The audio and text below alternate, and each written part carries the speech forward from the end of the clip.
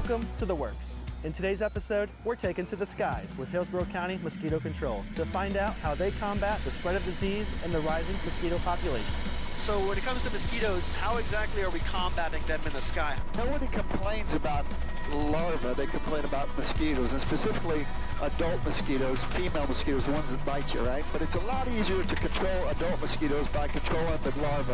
What we do is we use a larvicide product that attacks the larvae in the swamps and the mangrove areas along the coast here. We stunt their growth so they never grow up and become adult mosquitoes.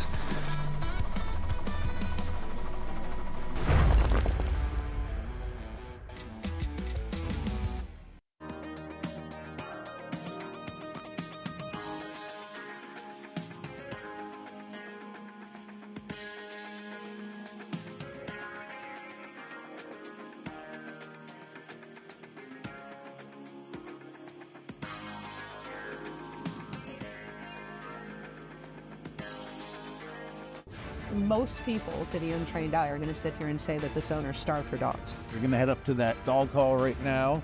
So we'll go out, we'll assess the situation. I mean, look at it. These dogs look like garbage. I mean, that's just not... Did you see there's bags of food there? She was very upset about losing all of her cats. She called me up a few times in tears. I need my photos. I need to be able to paint this picture for the judge so that he sees what I see.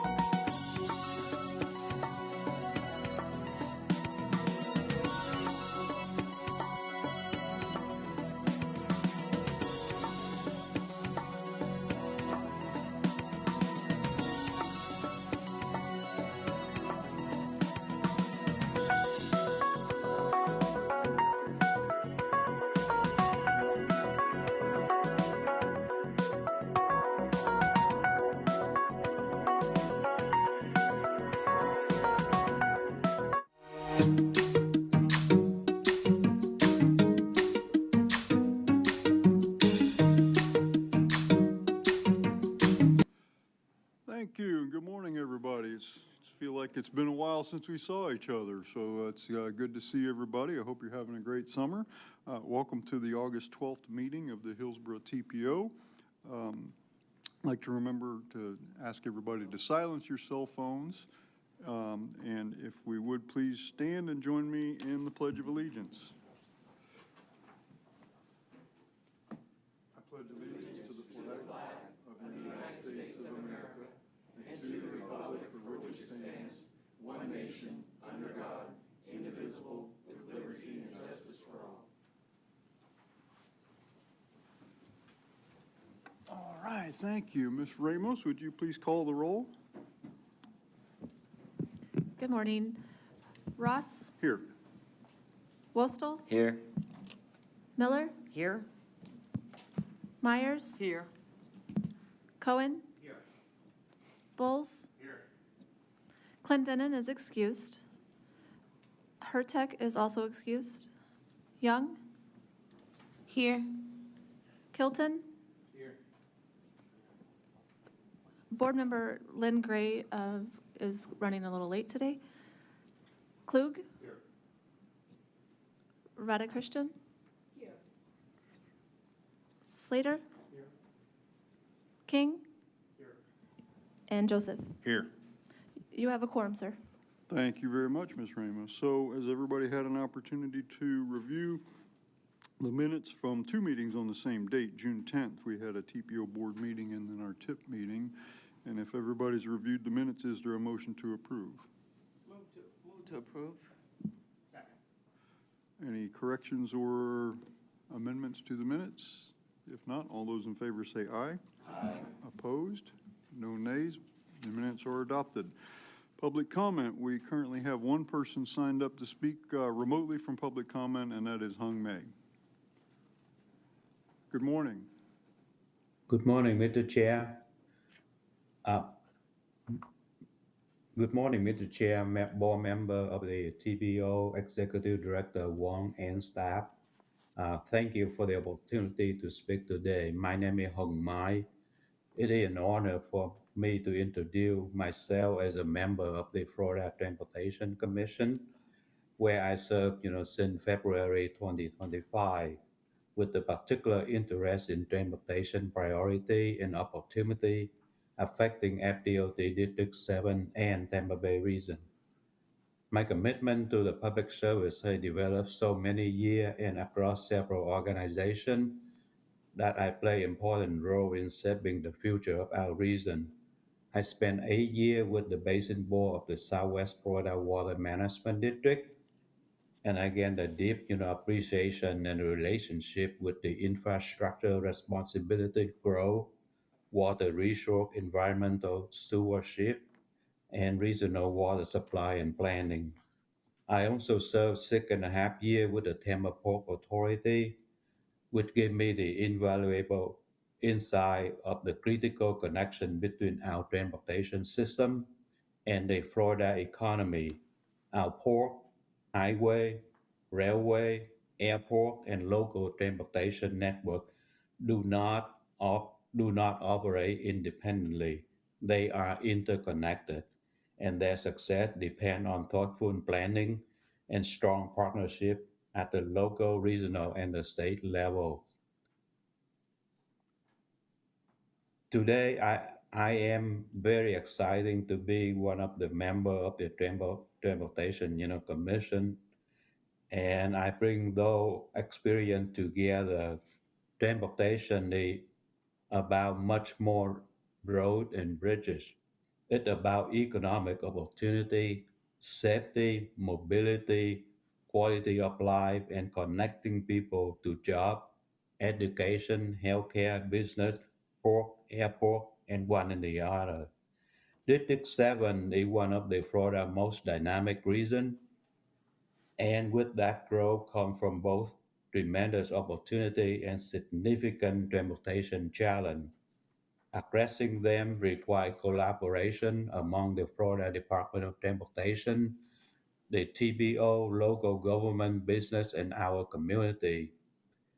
Last year, Florida legislation gave FTC another oversight task for 31 transit agencies, and I met with HART Executive Director last month to learn more about HART operation and future projects.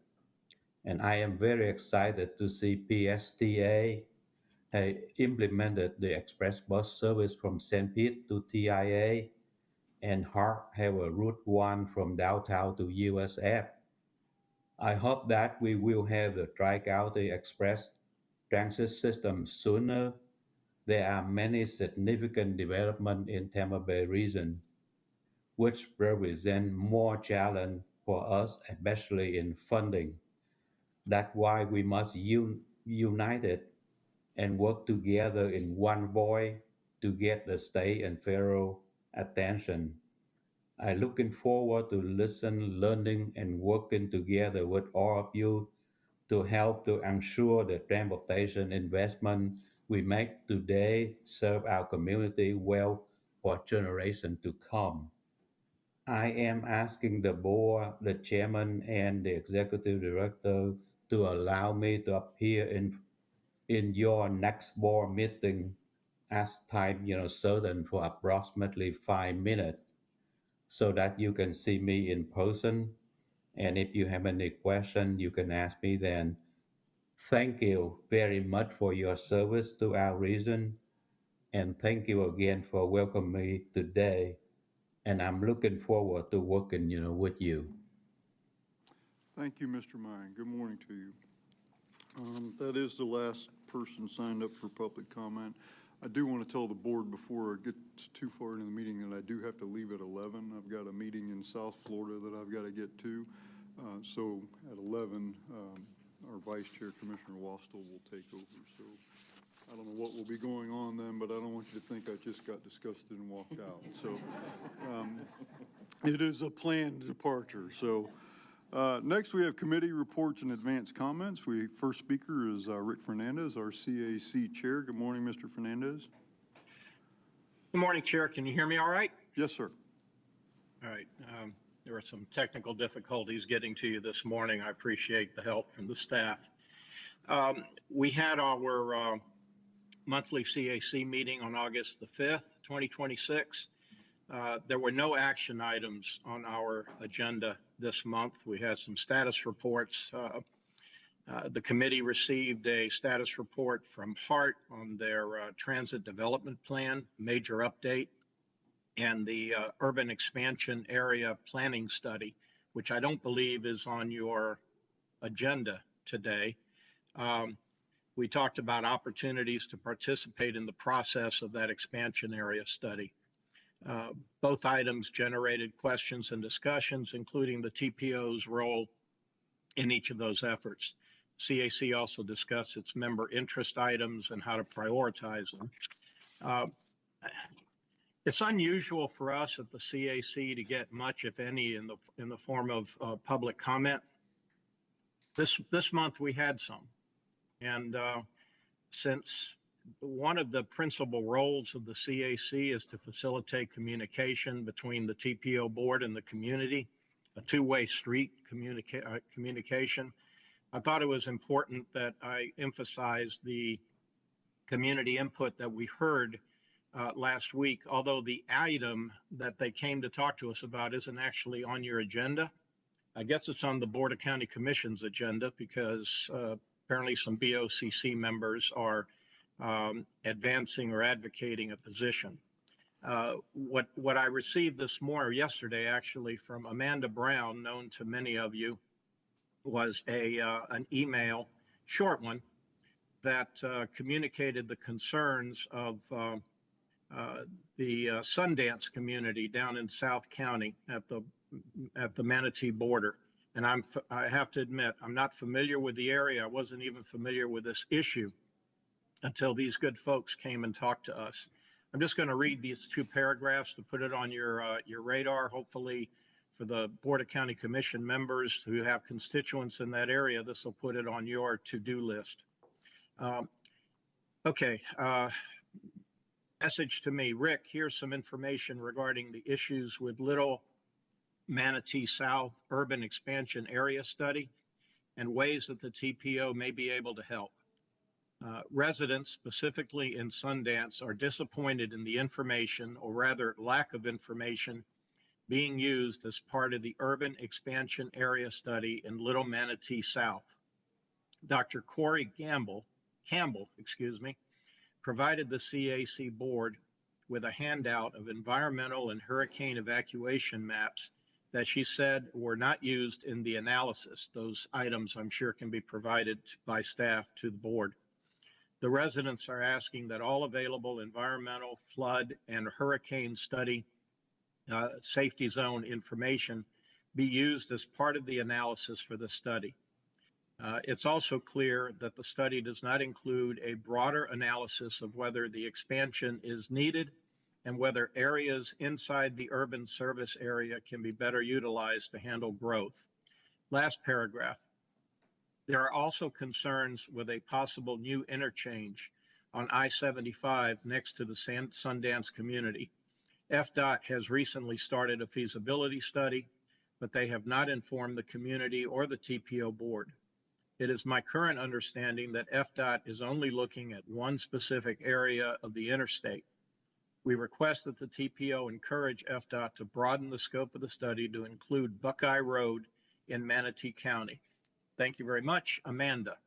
Now, I understand that County Commissioner Myers and County Commissioner Miller may have particular interest in this particular item, so I set that up for them for their good graces in their office. And I want to publicly thank those folks for showing up. That's it. I'll be quiet now. If there are any questions, I'll be happy to try. Thank you, Mr. Fernandez. Are there questions, board members? If not, our next speaker, thank you for the report, Mr. Fernandez. Next is Harmony McGee from our TPO staff. Good morning, Ms. McGee. Good morning, TPO board. Regarding today's action items, the Bicycle and Pedestrian Advisory Committee recommended that the TPO board accept the economic benefits of trails report. During their discussion, they expressed a strong interest in methods to track tourism dollars from trails. Public comments were received via social media and email.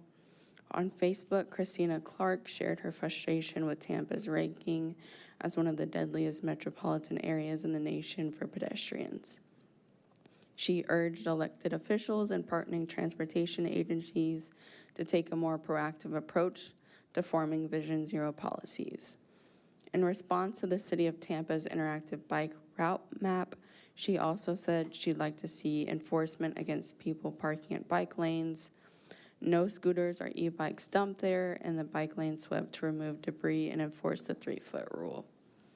The Sarasota Mobility Alliance also commented on Facebook, saying they would like to see buses run as late as local bars are open. Ranbir Robbins emailed to express concern about the decision to discontinue the transportation disadvantaged Tampa Bay cross-country service and urged the TPO and other partnering agencies to work collaboratively to identify emergency funding to restore the service as quickly as possible. They cited many negative impacts that can be anticipated by this loss of service, including a decrease in workforce participation and loss of independence for people with disabilities. We also received an email from Ed Mirjewski, who raised concerns about an article on the U.S. Department of Transportation's proposal to cut funding for mass transit, bike lanes, and electric vehicle infrastructure. An email was also received from Kayam Shakot with recommendations on the regional transportation vision for the Tampa Bay area, particularly ways in which Pasco and Hillsborough counties could become less car-dependent, more walkable, and more financially sustainable. His recommendations included dedicated light rail and tram corridors, separating high-speed regional traffic from residential areas, and incorporating traffic calming measures, protected connected bicycle infrastructure, and transit-oriented development and mixed-use zoning. The full email, including additional supporting materials and a case study, is included in your board packet. This concludes my report. Thank you, Ms. McGee. Board members, are there questions for Ms. McGee? Thank you very much. Okay, we'll move into action items. The first action item is TPO procurement policy revisions, and Jonathan Nixon Elder from our staff is here to present. Good morning. Good morning, Chair and TPO Board. I'm Jonathan Nixon Elder, TPO staff. Today I'll be presenting the proposed procurement policy for the TPO. This policy establishes a clear framework for how the organization procures professional services, ensuring that our procurement activities are fair, transparent, and compliant with applicable regulations. The primary purpose of this policy is to establish specific direction for the procurement of services by the TPO. It applies only to the purchase of professional services unless a different purchasing procedure is required by federal or state law, or another approach is authorized by a majority vote of the TPO board. In addition, the policy clearly defines the roles and responsibilities of everyone involved in the procurement process. Historically, the TPO has adhered to Plan Hillsborough's policy for our procurement needs. Establishing a TPO-specific policy gives us a clear framework to reference when pursuing future discretionary grant opportunities. It will also provide greater clarity around our own procurement responsibilities and processes for both the general public and our consultants. Furthermore, we would be one of the few MPOs with our procurement policies documented in a manual. The policy provides multiple procurement options, including competitive procurements, sealed bids, RFPs, RFQs, and sole source procurements when appropriate. It also permits piggybacking, allowing the TPO to use existing competitively awarded contracts, which would most likely be used in partnership with Plan Hillsborough. The policy also establishes clear approval authority based on the contract value. Contracts with an award amount under $200,000 may be approved by the executive director. Contracts valued at $200,000 or more require approval by the TPO board, providing an additional level of oversight for larger procurements. Overall, this policy provides several important benefits for the organization. It improves consistency across procurements, increases transparency for both staff and the public, clarifies employee responsibilities, reduces procurement risk, and helps ensure compliance with federal and state requirements. Ultimately, it supports more efficient project delivery while strengthening the TPO stewardship of public funds. All procurements will still follow applicable grant, federal, state, and local requirements. And this policy addresses protest procedures, conflict of interest and lobbying, and cone of silence requirements. In summary, this procurement policy provides a structured and consistent approach to acquiring professional services by clearly defining procedures, responsibilities, and approval processes. It helps the TPO conduct procurements that are transparent and compliant while supporting the organization's mission and responsible use of public resources. Our recommended action is that the board approves the TPO procurement policy. Thank you, and I'd be happy to answer any questions. Good. Thank you, Mr. Nixon. Older board members, are there questions? Commissioner Bowles. When we deal with FDOT, obviously quite often, one of the things is that I heard that FDOT had some comments regarding our process. Do you have any further expounding on that? Yes, so the draft policy was provided to FDOT. And in conversation with our liaisons, they anticipate noting that this will be a best practice for our next certification. Other questions? I have a question. So we're modifying the limit that the executive director can purchase up to $200,000. What's the current limit? What's the current amount? I don't believe that's documented in the Planning Commission Procurement Policies Board. Suffice to say, there isn't one. We thought it was a good idea to establish that upper limit because for a planning study above the threshold of $200,000, the impacts are so significant that it might be worth taking another look. As in, before we kick off, I would like to bring it to the board and remind you of the purpose and need, the scale and scope of the contract, and the amount to ensure that everyone is comfortable with the study before we kick off. The problem that we're looking to avoid is the board giving an implicit yes when the UPWP is approved, forgetting about it, and then we elect to take on a study, and there may be issues that come up, and that you might be unaware of the details of the work that we're trying to accomplish. So this is looking to keep everyone informed and on the same page before we spend a significant amount of money on a planning study. So let me ask you, I'm not trying to leave you out, but you're going to ask him anyway. So let me ask you a question. So I know this is a different world than the city of Temple Terrace. I get that. And the amounts of money are generally a lot higher. When we did this in our city with a different amount, but it's really not that radically different. When we upped the buying power of the city manager, what we did for the first year was to give us some comfort level, was we asked for a report for any time this new rule was exercised in excess of whatever that number should be. In this case, maybe $100,000, or, we're not trying to give you, every time you buy a paper clip, you've got to report to the board, but we don't want to read that either. But if you are purchasing something over, I would think 100,000 would be probably a good start, and build right in that this is for the first year and it sunsets unless the board takes action to enact this for another year. That keeps you from having this administrative duty forever if it is not needed. If the board doesn't take action in the year, it goes away. And what we found at the city was after a year, we felt comfortable letting it sunset because we knew what kind of stuff the city manager was buying, and we were okay with it. I think that's likely to happen here too, but I don't know how everybody else feels. That seems like it would give the board and perhaps the public some comfort without being an onerous ask. Yeah, thanks, Mayor. That's a good comment, and I think that we would be happy to do it. Alternatively, what I think we could do from a staff perspective is review these on a recurring basis. So one of the biggest procurements that we're responsible for is every 5 years we have to do an open procurement for new general planning consultants. That's one of the larger efforts that this agency does. And we would want to take a look at the policies to make sure that they're current and still appropriate in the year before we have to go out for that GPC.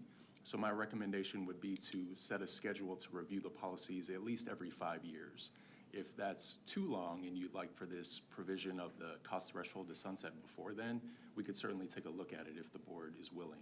But my commitment to you is that we'll take a clean look at the policy at least once every 5 years before we do that GPC effort.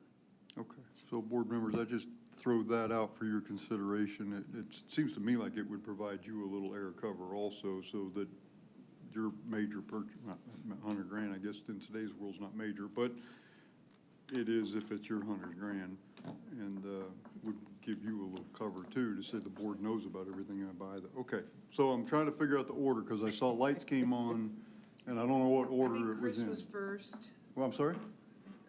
Mr. Bowles was first. Okay, Commissioner Bowles, and then we'll figure out, and then I know I got you two. So. Yeah, I was just going to say that, the county does have a process where the county administrator does the same thing and provides a quarterly report over or under a certain threshold. And I think, I would be happy to either make a motion or second that motion to have the same thing and have a sunset of a year. There's nothing wrong with that. And I think because it's a new process, it's not, it's not an issue for us to look at that. So can you hold that thought for and let everyone, okay, very good. I don't know who was first, so Board Member Gray will. Oh, let's see. Yeah, I, in the spirit of comparisons, and Commissioner Bowles, the Hillsborough County Public School System has almost mirrors what you're sharing, even to the point of allowing the amount for $200,000 then to be put in front of the board. And I think this is such a, it's comprehensive, it's probably much needed, and I agree with Commissioner Bowles, if it's every year, which is what we do, we're going to have much more of a transparent way of knowing where the funding's going. And so if there's a motion made, then I'll second it, or someone else can second it, but I'm all for this. Thank you. Thank you, Board Member. City Council Member Young or Commissioner? I didn't know if you were, okay. Commissioner Myers? I agree with Commissioner Bowles. So if he makes a motion, go ahead. Okay. That was it. Thank you. Are there any questions? I think we have several people eager to make a motion, but are there questions as we kind of strayed off the questions thing? Okay, so I'll let you arm wrestle. Who wants to make the motion? Commissioner Bowles? I'll make the motion, yes, that the executive director provide a report for anything spent between, let's say, $50,000 and $200,000 on a quarterly basis for at least 1 year. Is it your intent to approve the proposed policy as well? And yes. Okay, so the motion is to approve the approved policy with those conditions. Correct. Okay. Is there a second? I second. Okay, we have a motion by Commissioner Bowles, seconded by Board Member Gray. Discussion of the motion? If not, all those in favor say aye. Aye. Aye. Opposed? No nays. Policy is approved. Thank you, Mr. Nixon-Elder. Thank you.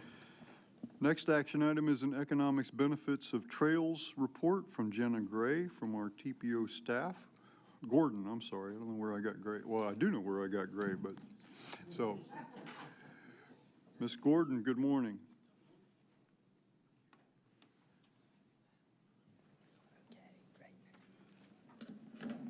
Okay, good morning, board members. I'm Jenna Gordon, TPO staff, and today I'll be sharing the results of our economic analysis of multi-use trails in Hillsborough County. So as you all know, our county has a steadily growing regional trails network. In May, we saw the Florida Department of Transportation open the Howard Franklin Bridge Trail. And in June, the newly adopted Transportation Improvement Program that we have now includes funds for the South Coast Greenway, the Bypass Canal Trail, and the Upper Tampa Bay Trail. And as these investments move forward, TPO staff have been investigating the potential returns on our investments.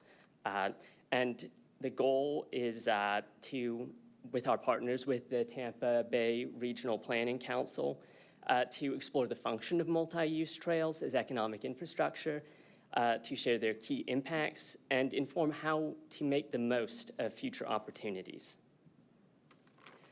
So for what this study evaluates, our analysis assessed impacts within the existing multi-use trail network, which adds up to about 48 miles. And we also modeled a hypothetical 25-mile expansion, open-ended in terms of the specific routes, but enough to bring us roughly closer to the connectivity level on the other side of the bay with our neighbors in Pinellas County.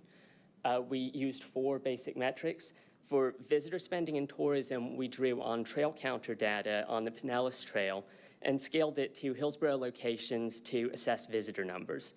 From there, we combined these numbers with spending benchmarks from local studies as inputs for InPlan, which is a widely used economic modeling program. Our property value insights are based on a GIS analysis of assessed values for parcels within a quarter mile of Hillsborough's existing trail network, and that's combined with local and national study data. And then we had estimates for household cost savings from using multi-use trails. Those were derived from the 2025 IRS standard mileage rate that taxpayers use to calculate deductions for certain transportation costs. And then finally, for jobs modeling under the proposed expansion scenario, we used a separate program, PI Plus by Regional Economic Models Incorporated. To begin with some key findings, we found a potential for $8.5 million in household savings annually under the mature network scenario. We also found that 79 jobs are already supported per year under the existing network, representing $3.36 million annually in wages. So we can see that trails are already producing measurable economic returns. Trails also generate spending at local businesses, which include retail, lodging, restaurants, and under the current system, we found an estimate of about $9.9 million in annual economic output, again, supporting 79 jobs. Under the future connected network scenario modeled with InPlan, we estimated more than $21 million in annual output. That's overall visitor spending and trail user spending, and about 171 jobs supported per year. Our takeaway is that connectivity in a trail network helps to drive visitation, and that increases the economic impact. For property values and redevelopment, we reviewed both local and national studies, state and national, and found that trails often are believed to increase the access, visibility, and attractiveness of nearby areas. Most studies show a typical premium of 3 to 5% in increased property values near trails. And in Hillsborough County, we currently have over 57,000 residential parcels within a quarter mile of trails that are already here. And they represent about $23 billion in value as assessed by the property appraiser. For household cost savings, trails reduce reliance on driving for short trips. Again, using that IRS standard mileage reimbursement rate, which is about 70 cents per mile, it is 70 cents. That was our cautious estimate for driving costs. If under the mature network scenario, people replace just a 5-mile daily round trip, no, a 3-mile daily round trip with walking or cycling, would avoid approximately $875 per commuter per year in combined operating and ownership expenses. That amounts to $8.5 million annually in avoided transportation costs. Right, I should go back. Replacing the 5-mile daily round trip avoids about $875 per commuter per year. And again, yeah, if 5% of the county population made a shift just to a 3-mile round trip per week, that adds up collectively to $8.5 million annually. And that money increases people's disposable income and it supports the local economy. In terms of jobs and infrastructure efficiency, trails support both construction and ongoing maintenance jobs. Our PI Plus modeling estimated about 440 construction job years would be sustained by the proposed 25-mile expansion. That refers to jobs sustained over a 1-year period rather than necessarily created. And that is actually a higher job creation per dollar than other roadway investments. And it represents lower long-term infrastructure costs. So it is in many ways an efficient investment. For some final big picture insights that we derived from those state and national studies, there are really 3 important factors that increase the impact of multi-use trail investments.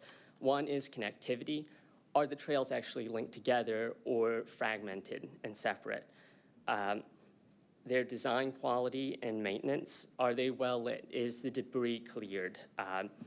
Is it a clean trail that makes people feel safe to walk on? That obviously increases usership. And then finally, integration with land use. The question is, do the trails lead to job centers, to commercial districts and neighborhoods? That's a crucial practical element. But the key point is that connected networks generate stronger and more sustained returns than just isolated segments. Our final message would just be that trails can be economic infrastructure and not just amenities. And our opportunity isn't simply in building more miles of trails, but connecting the system in a sustained, targeted way and producing something that's integrated and efficient for daily travel. And with that, I'll take any questions and thank our partners with the Tampa Bay Regional Planning Council. Staff's recommendation is to accept the economic analysis report. Thank you, Ms. Gordon. Commissioner Westall.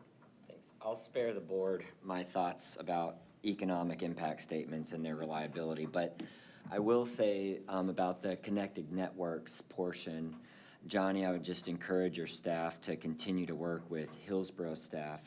The commissioners identified a large sum of money in the renewal of the 2024 CIT that we don't even start collecting until the end of this year for trails.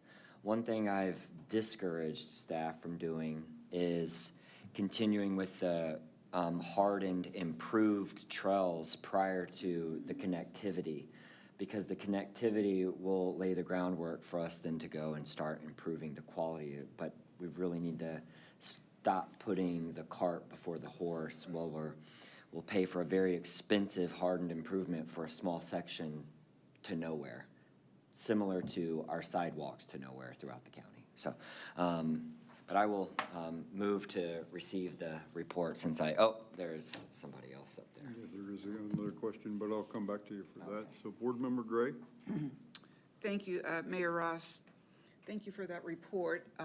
One of the items I think should be included is the idea of safety, because trails, use of trails by bicycle folks and unfortunately little scooters and everything else and runners, we use trails for safety versus roads.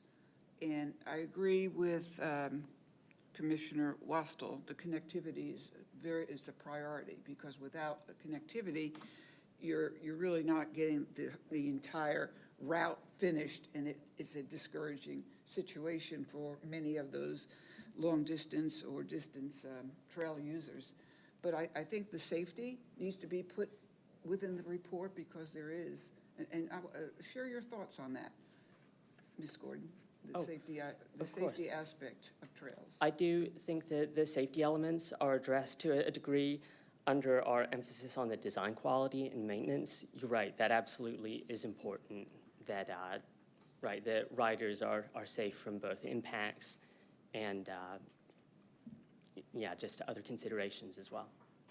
I thank you for that, and yes, I support the report. Thank you. Thank you, Board Member. Are there other questions for Ms. Gordon? Mr. Klug, Board Member Klug. Oh, Radha Krishnan. Board Member Radha Krishnan. Thank you. Thank you for the report. To the point made on connectivity to drive utilization and obviously the safety aspect and the hardening aspect, we all know Tampa is touted as #1 city in the nation for millennial migration. And they are another demographics that will utilize if it'll take them from point A to point B in a safe manner. So to the extent that is also dialed in when we do the study to meaningfully connect those land users and who the end users are going to be. Thank you. Thank you, Board Member. Other questions? Okay, Commissioner Wastel, did you wish to make a motion? I move to receive the report. Or do you need me to approve the? Receive it as. I move to receive the report. The motion, who was the second? Board Member King. We have a motion by Commissioner Wastel, seconded by Board Member King. Discussion of the motion. Just have one comment. I agree with the comments that were made about let's do the routes before we do necessarily paving and all kinds of. An example of that, Commissioner, is I believe this is in the tip currently, is the trail. The county's has a project for a trail between Morris Bridge and Bruceby Downs. And I asked when that was in the tip, I said, there's already a trail between Morris Bridge and Bruceby Downs. It goes along the levee. It goes from, and the answer I got was, yeah, but they're going to pave it. And so this is not, well, I guess it is as a resident of Hillsborough County, it's my government, but I was thinking of Temple Terrace. It's not a Temple Terrace project, but I thought at the time, and I'm an outdoorsman. My wife and I are hikers and bikers. We use these trailers. Probably not much trail in Hillsborough County that I haven't walked. And I would much rather see the county invest in expanding that trail south of Morris Bridge to Fowler than I would paving. Part of the reason people walk on these trails is because they're hiking or they're biking. They're not, depending on your perspective, paving it is not even an advantage. It's like, oh, they've ruined it, depending on your perspective, obviously. And so I get it, but I would much rather see the county expand this and go along the bypass canal further south than I would paving a trail that hundreds of people use all the time. So that's my comment on the motion. So, Board Member King, did you have? It would seem to be counterintuitive. I don't think it's going on here. Okay. There we go. I'm sorry. It would seem to be counterintuitive to pave a trail. It takes, as you say, it ruins the value of the trail itself. Well, to be fair, I haven't had a conversation with staff, so I don't know what led to that decision. So it's a little unfair to presuppose that I know everything they know. I don't.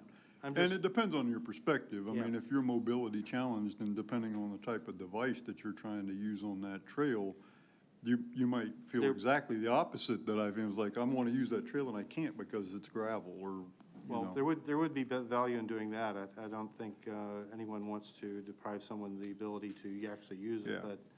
but perhaps a little judicious restraint would go a long way. Yeah, so, again, I don't know all the facts there, so I don't want to disparage the staff, but. Yeah, me either. Okay, Commissioner Myers. In a separate motion, I think we can have Executive Director to look at extending, as you mentioned, and then come back to us if possible.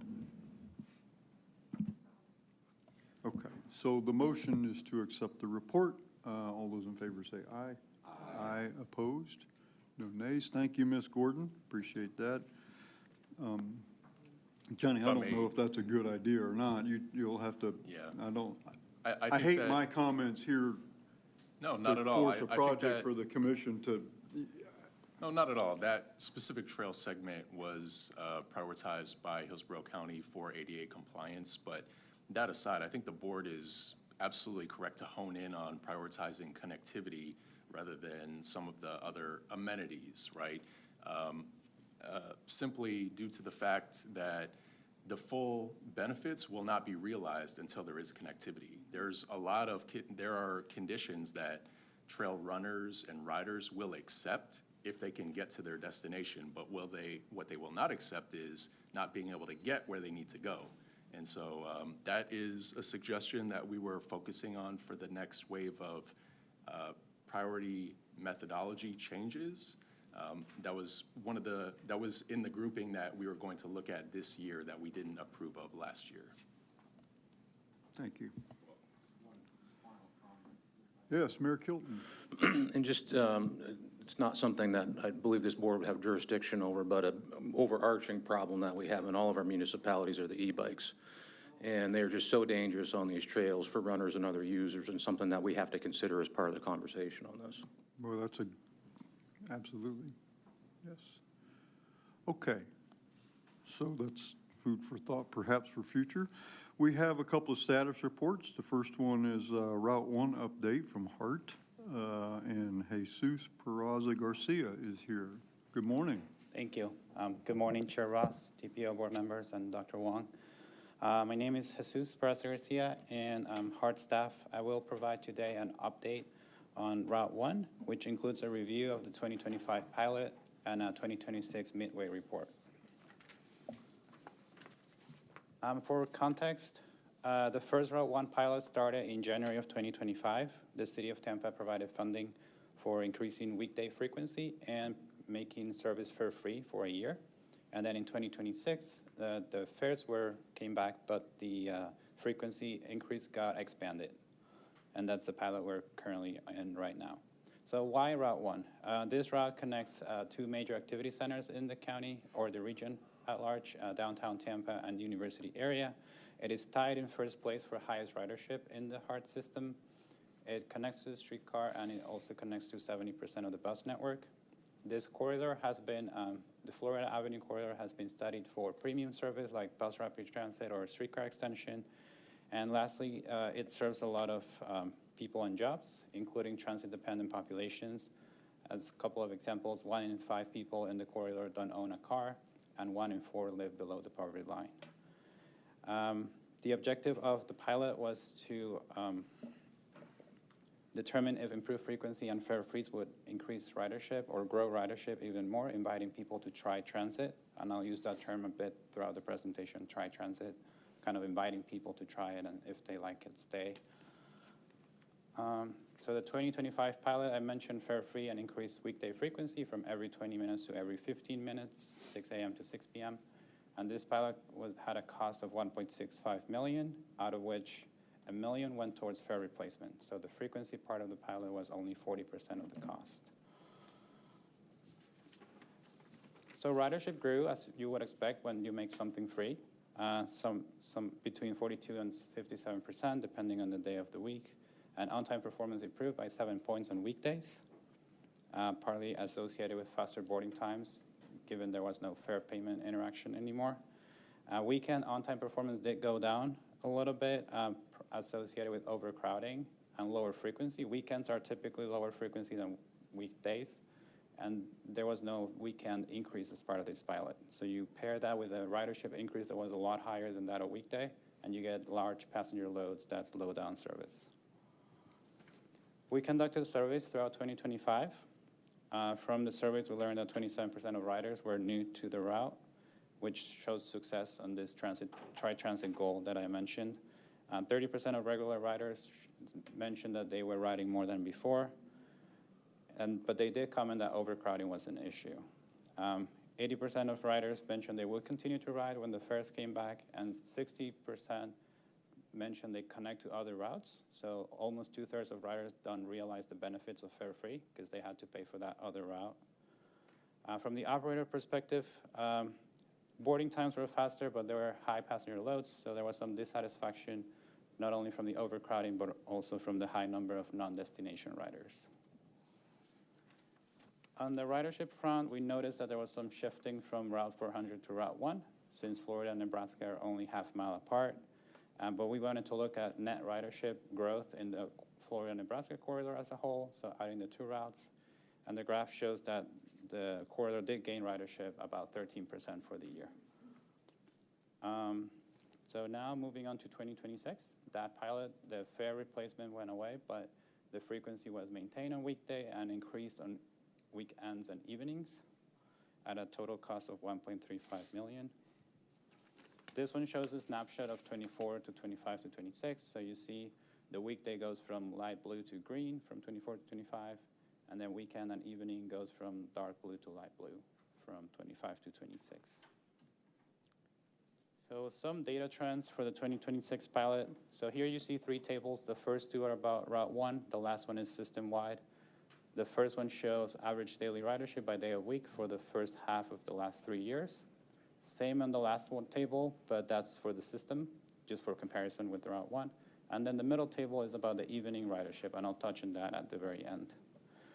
When comparing 26 with 25 ridership, you'll see a significant drop. And the top table, second to last column, that's because the fare came back as you would expect.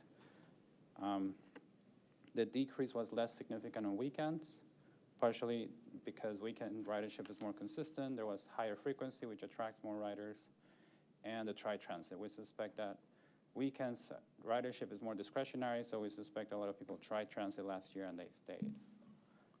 When you compare 26 to 24, which is a bit more apples to apples because those 2 years had fares, and that's the very last column on the first table, you see ridership went up by 7 to 10% on weekends, which speaks to the impact of higher frequency, thanks to the 2026 pilot. The decrease on weekdays is part of a generalized decrease we've seen across the board. As you can see on the last table, the system also decreased ridership by 12% compared to Route 1's 8% on the top table, so Route 1 was better able to weather the storm, if you will.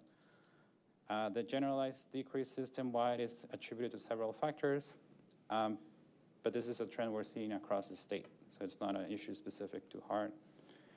And again, on the bottom right, you can see that weekends are not feeling the impact as strongly as weekdays. Even from 25 to 26, the system-wide weekend ridership was fairly flat. I'm pointing at that -2% and plus 0.1%, so that's what I'm referring to as flat on the bottom right of the slide. And lastly, the second table, weekday evening ridership went up by about 6% when you compare 24 to 26, speaking to the effects of higher frequency on evenings.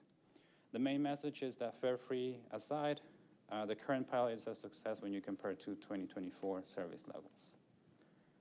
We conducted a survey 2 months ago for the 2026 pilot.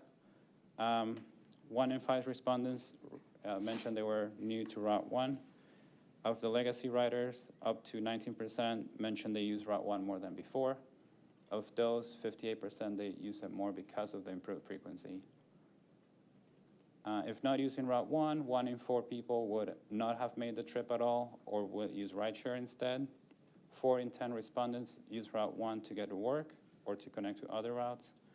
And according to both riders and operators who took the survey, overcrowding is less of an issue this year. To promote the 2026 frequency increases, funded by the City of Tampa, HART invested on a media campaign, including billboards, social media, transit advertising, and other digital media. The billboard is featured on the bottom left of the slide. That billboard is placed near the intersection of Fletcher and Bruce B. Downs. And also we conducted public and community partner outreach. We actually brought some rider stories to share. Somebody shared that it's helpful not having to worry about when the bus is coming because it comes all the time now, given the frequency. Somebody else shared they would be using it more. One of the reasons they didn't use it more before was because long wait times and the uncertainty of when the bus would arrive. This was more like a bus overall comment, not so much about Route 1, but the higher frequencies noticed on Route 1. And the last rider story is our friend Ingrid Smith, who's featured on the bottom right of the slide. In that photo, she's showing off that she's the all-time rider of Route 1 on the Transit app. And for context, Transit app is the trip planning app that we promote. And that app has a lot of gamification components. So there's like a scoreboard, a leaderboard, and there's like points you get for the more you ride. And here she's showing off she's the #1. Here are some more photos of the extensive outreach that our community engagement team conducted. I really like the photo on the top center because the rider is showing off his sticker that says, "I heart Route 1." Next steps, we will conduct another survey in December for operators and riders regarding the 2026 pilot, and we'll continue to monitor ridership and overall performance of Route 1. Before concluding, I want to reemphasize our gratitude towards the City of Tampa for their partnership on this project. With that, I thank you for your time, and I'm happy to take any questions. Thank you, Mr. Peraza Garcia. Board members, questions? Commissioner Bowles. Thank you for that report. Appreciate it. I have 2 questions. First question, when the data that we're looking at comparatively were in June, it was a July to June or July to June. Was it all the same, or was there any kind of like assumptions made? It was, when we compare the different pilots, we did the same portion of the year. So, okay, so January through June of 26, January through June of 25, and January through June of 24. So there was only 6 months of data then? Yeah, because we wanted to do apples to apples. Okay. So. And you mentioned earlier in the report that, and I wonder if you can articulate that we're seeing, the data shows a downward trend in ridership, at least on Route 1, and then in some instances, and then across the board. And you said that there is a general trend across the state. Can you kind of expound on what those, what a few of those reasons may be? Yeah, there are a few factors going into play there. One of our theories is displacement of transit-dependent populations from the service area, so where they get access to a bus, to places where the bus is not nearly as available. We have somebody mention e-scooters and e-bikes earlier. I think it was you. No, it was Major Colton. We also think that e-bikes and e-scooters are replacing a lot of transit trips, especially short ones.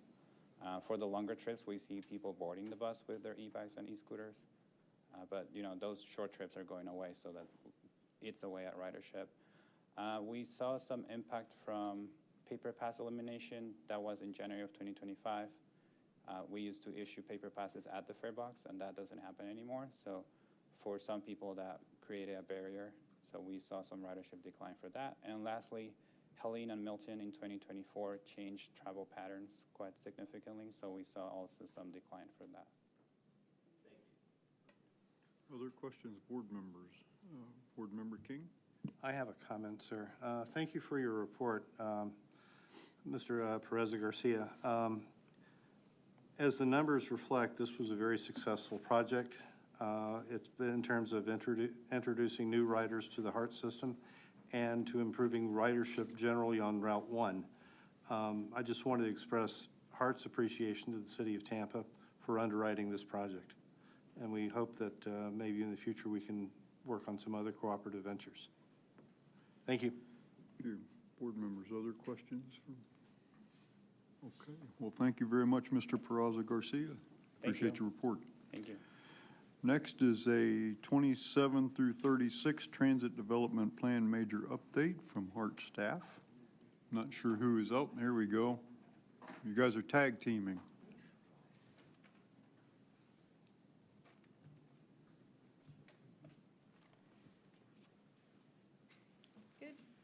Good morning, Heather Sobush, Hart Director of Planning and Scheduling. Good morning, Chair Ross, TPO board members, and Director Wong. This is an informational presentation to give you an update on the Transit Development Plan, which is a 10-year guiding service plan and a requirement for transit agencies in Florida to receive state funding. Major updates are required every 5 years, with annual updates required during intermediate years. And the one we're presenting today is the major update. As shown here, it is built on our comprehensive operational analysis that we conducted last year, and that it's closely tied to the TPO's planning process, as it serves as, it informs the first 10 years of the transit component of the 25-year LRTP. So this presentation is specifically focused on outreach that was conducted for the plan. We've done this outreach in partnership with the TPO and are very grateful for the assistance with funding and the consultant resources provided by the TPO. Last March, we conducted robust outreach with both riders and non-riders, including a survey, vision workshops, and internal in-reach with employees. We promoted the survey and workshops using the channels shown here. We received about 800 responses to the survey, where we asked respondents to rank in terms of priority, the desired connections, and potential improvements for HART service. The top priority connections included the airport to downtown, Brandon to downtown, and East Tampa to West Tampa. In terms of priorities for new or enhanced service, we heard better connections to other counties, as well as frequency and span improvements. There was also strong interest in bus rapid transit and more bus stop amenities. We held 10 in-person workshops throughout the county with a total of 59 attendees.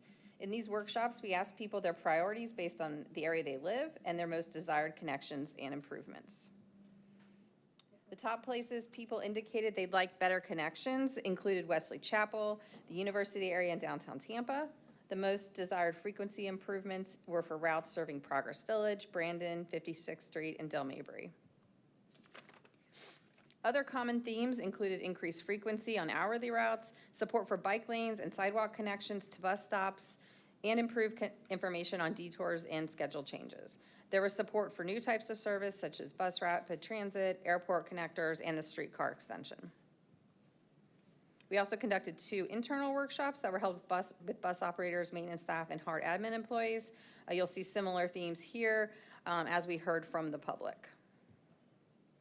In addition to the public and internal outreach, we interviewed key stakeholders and agency partners, including those shown here, to better understand their vision for transportation for the larger community and how we at HART can work better with them to advance transportation improvements. Key themes from these interviews included prioritizing service that maximizes benefits to the most people, including frequency improvements on existing routes, improving the airport to downtown connection, and increasing HART's visibility within the community, particularly as it relates to communicating HART's benefits and accomplishments. So now that we've completed the outreach phase, we are working on coordination with the TPO to ensure consistency between the TDP and the LRTP, and we're also working on the development of the vision plan. So within the next couple of months, we will be finalizing that vision plan as well as a 10-year operating and capital plans, including ridership estimation, financial plans, and a list of priority projects. This will be approved by the HART board in November and HART committees in October. And then in January, we will bring the final approved plan back to, and the vision network to the TPO board and committees. That concludes my presentation. Thank you for your time, and I will now be happy to take any questions. Thank you for that. Are there any questions? Mayor Ross has departed. You are recognized, Member Gray. You know, my question is, and you may have covered this, but I did look at all the places that Heartlines tries to maximize their transportation system. But what about the growing areas of Apollo Beach, South Shore, Waimama, and Mayor Kilton, maybe we have this already at Plant City. Those are huge growth areas.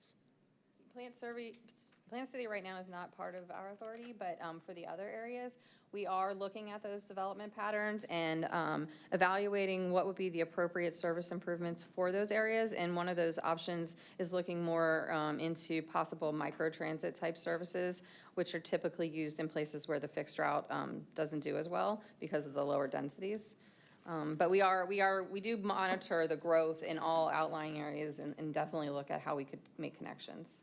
Okay, well, thank you for that. Thank you. Is it Klug? Okay, go ahead, Brother Christian. Thank you. Good report on this. Question for you on the next phase, which I believe is going to go into the ridership study and things of that nature, right? Would you all include the top connections that came out of these surveys as well in the ridership study? Yes, we do. We have a model, and then we have input all of the vision plan components, and that will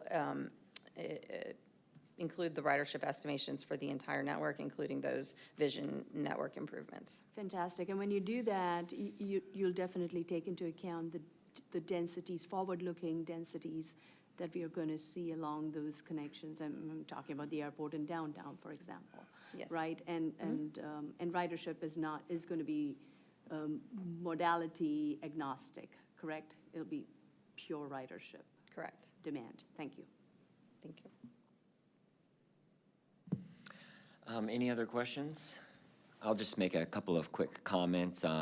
Member Gray, you'll be pleased to know I've been actively pestering the CEO of HART for transitioning the 3 empty 40-foot buses that currently go down from Brandon Mall to the Waimama area, and researching the microtransit that was mentioned. And the reason that there's no transit down there is largely because something that we discuss on the HART board all the time is that residential 4 density just simply cannot support transit. It's just not dense enough. You just don't get the ridership.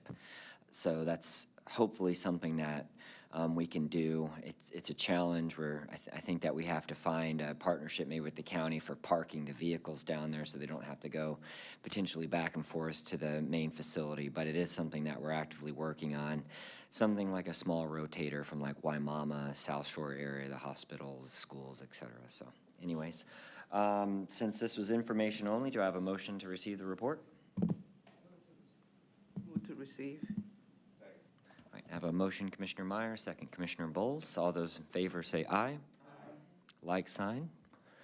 Thank you. It's received. Thank you. All right, and we will move on to our next item, item C, which is an update from our former board member, Gina Dew, on the Regional Infrastructure Accelerator. Ms. Dew, it's nice to welcome you back. Thank you. Good morning. I'm Gina Dew. I'm a project director with HNTB, and I am a project manager for the Regional Infrastructure Accelerator grant. And as many of you know, the City of Tampa was awarded a RIA grant from the United States Department of Transportation a little over a year ago. And we had the kickoff last August at the airport. And since then, we've been very busy of getting this to work, and apologize for the date on that. This was actually when we announced the shortlist. So what is RIA? It is a tool from the Build America Bureau that works to leverage innovative financing tools and investigate alternative delivery models.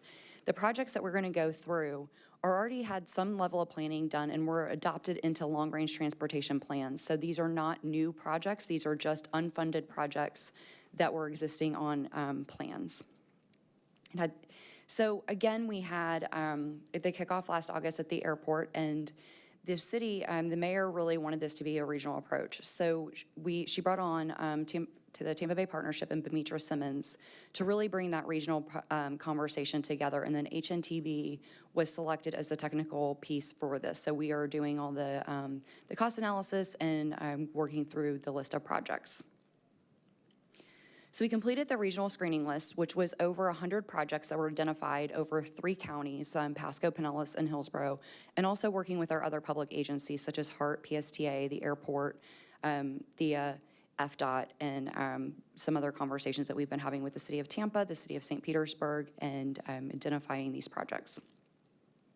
We've conducted over 70 stakeholder meetings. We've executed memorandums of understanding with several of the agencies, and we completed the project long list screening. And then we identified the shortlisted projects, which I'm going to go through now.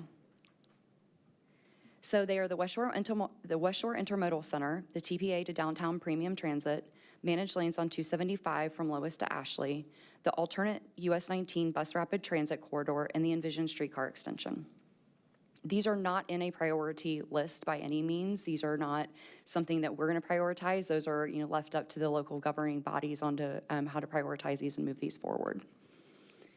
So you all are familiar with the West Shore Intermodal Center. This site was purchased in 2014 by the Florida Department of Transportation.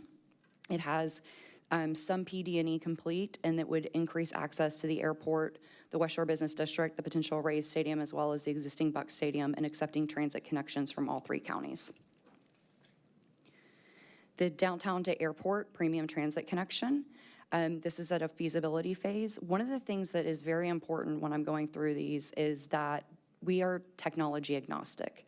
So we are not recommending a form of technology. I know that there's been conversations over the past 10 years of light rail, of extending the people mover system, of all of these things. And we think it's very important that everybody is technology agnostic, whether it is the connection from the airport to the multimodal center or this, because we don't know what is out there. And for the cost feasibility piece, we want these to be able to move forward. And sometimes the most preferred might not be the most cost feasible. And so that the local agencies are going to have to balance that out as well. The interstate managed lanes, again, this is from the lowest to Ashley, bringing those up from the Howard Franklin to the downtown interchange. And then an alternate 19 bus rapid transit corridor. So this would move people from South County up to Clearwater through Pinellas, and this is a PSTA one. And then the envisioned streetcar extension. This would take the streetcar up to Armature Works. So you would be able to go up through Armature Works and come down all the way over to Ybor, and really connecting all of those pieces through downtown as downtown continues to grow, both with a residential and also with the medical district. And you think about like where the Suns are playing and some of the other things of going to a Lightning game and all these other pieces. This is just another way of increasing that mobility through downtown. So where we are right now is we are going through the capital stacks, and we are actually putting together the layer cake of financing of using some of the Build America Bureau tools as well as local revenue sources. We're looking at the CRA funds, we're looking at local tax revenues, those types of things that could be these funding layer cakes. And we are working with the public sponsors right now to go through some of these to show them what is possible, and then we will be publishing our report to the United States Department of Transportation next month. The good news is we've also been awarded a second round of funding. So we have another $1 million to take these 5 projects a little bit deeper, but then also revisit some other projects that the public sponsors may not have been ready to move forward for this type of conversation, but that we can have a more robust conversation now. I think that it's 2 things that are very important to consider in this. That while these would advance some of these are still 5 to 10 years out. That this is not, some magic bullet that's going to come in and deliver these projects tomorrow. I think it's also important to understand that these public agencies are going to have to make some hard decisions, because some of these funding pieces, you might have to weigh those options of this or that type of thing.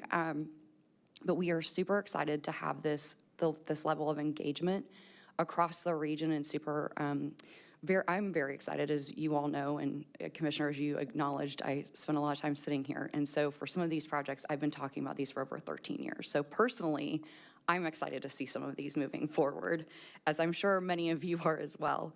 So, and with that, we do have a website that has more detailed information and all those pieces, and I welcome any questions.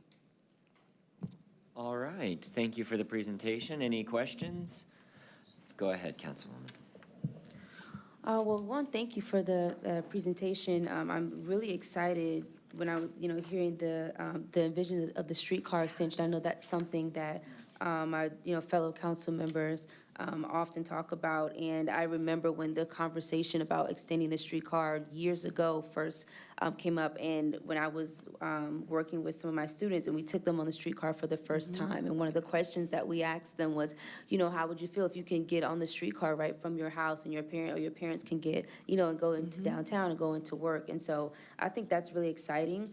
And then also just, as chair of CRA, I'm interested and excited to see when those conversations do come to our CRA board. So thank you. Absolutely.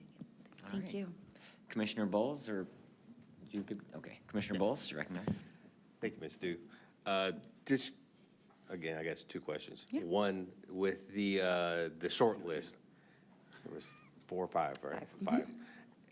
I noticed that they're all kind of Hillsborough heavy. Is there a reason why Pinellas and Pasco weren't included? More kind of broadly speaking, is that because they didn't have projects ready to go? So yes, part of it was part of it was the readiness of the agencies. And obviously, the city of Tampa was a little bit more ready for this since it was their grant. But when we think about these projects, the multimodal center is truly a regional asset because in our conversations, Pasco's even talking about doing bus rapid transit down the Veterans for the first time. The new PSTA buses that are going to the airport could go to that facility. So when you think about bringing those people in, and the managed lanes, another one where so many of the residents who live in Pinellas work in Hillsborough.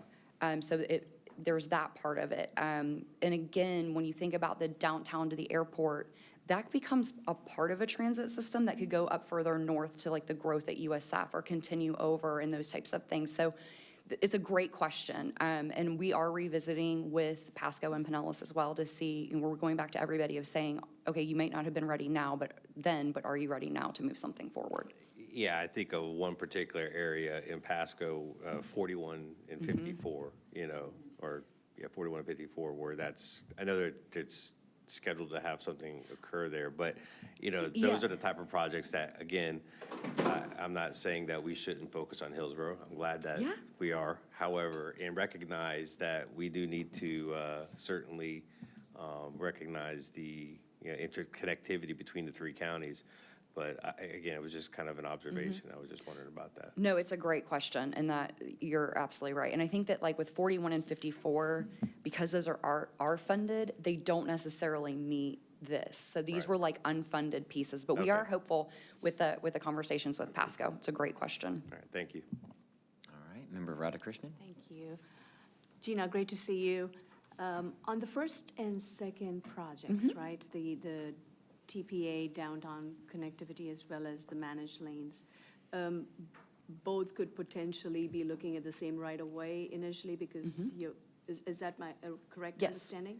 Yes, so you could do like a bus rapid transit down those managed lanes, and we are having those conversations. We had that conversation with your team on Monday, and we've been having that conversation as well with the Florida Department of Transportation and Hart, because basically, if you put that lane in there, you could use potentially the shoulder, you could use the lanes, whatever it is, just the same way that the PSTA buses are coming over the express lanes now on the Howard Franklin. Fantastic. The second question, again, I couldn't help but, connect the dots between the previous presentation and this with Hart potentially doing a ridership study kind of for the same length from downtown to here, and you all potentially going that next tier below, if there is any synergies between what both of you all are doing, Absolutely, and Hart is somebody that we talk to regularly, just the same, and we meet with our public sponsors pretty much almost monthly on these projects. We are in regular conversation with the Florida Department of Transportation. We have regular conversations with the city of Tampa, and we have regular conversations with Hart to make sure that we are in sync on those things. Because in one of the big unknowns on this premium transit, which is what we're looking at here, is we don't know what the ridership looks like. So the work that Hart's doing now can then project some of that demand that would help us narrow this scope of this project a little bit more and get more of that information out there. But we are in regular conversation with all the public sponsors. Thank you. You're welcome. All right, Director Wong. Thank you for the presentation, Gina. I really appreciate it. My general question is, what can the transportation agencies and local governments do to be helpful as you start to close out this report and whatever comes next? But more specifically, I'm kind of wondering if you can explain, how do we get connected with private investors who might want to help us deliver these projects? Do we have a role in going out and attracting venture capital or investments from banks, or will they come to us? Like, who facilitates that connection?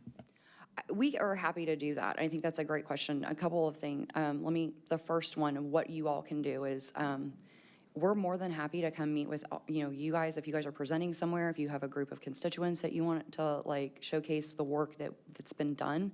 But Mitra and I have been on a road show. We will go anywhere. We're booking concert dates.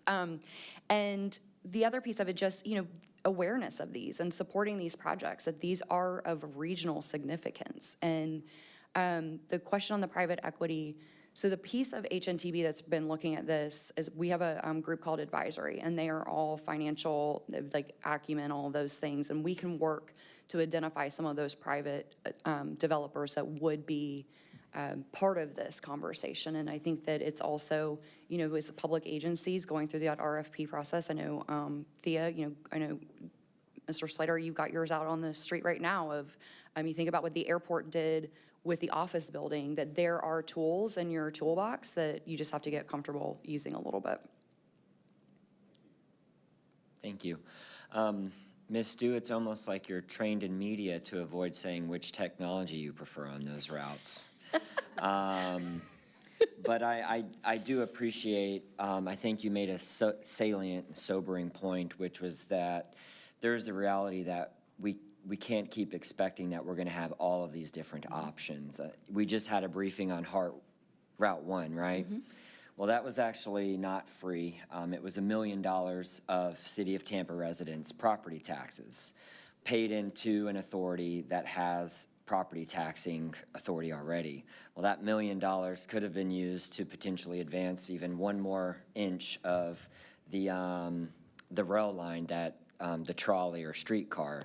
And the point is that the more we keep spreading thins, the further we're going to continue to get away from bringing any one of these projects to reality. And I think that that's a conversation, a real conversation that we have to say is which one's the priority, and this is how we're going to commit to it. So I wish you good luck on. I hope that you guys are having conversations. I know that I'm a big supporter of AV. We had Waymo in here. I've finally gotten in touch with Tesla's robotaxi that launched here now, and hopefully you guys are including them in the conversation of a private entity that could be the solution and not just another potentially burdensome government one. Mm-hmm. And they're here, and I don't think that they're going anywhere. And I would love to share with you their contact information if you don't have it. Yeah, I'll get with you because we have been talking to some of the private companies that could be doing these things, and it's a great point. Okay, great. I see no other questions. So may I have a motion to receive the report? Second.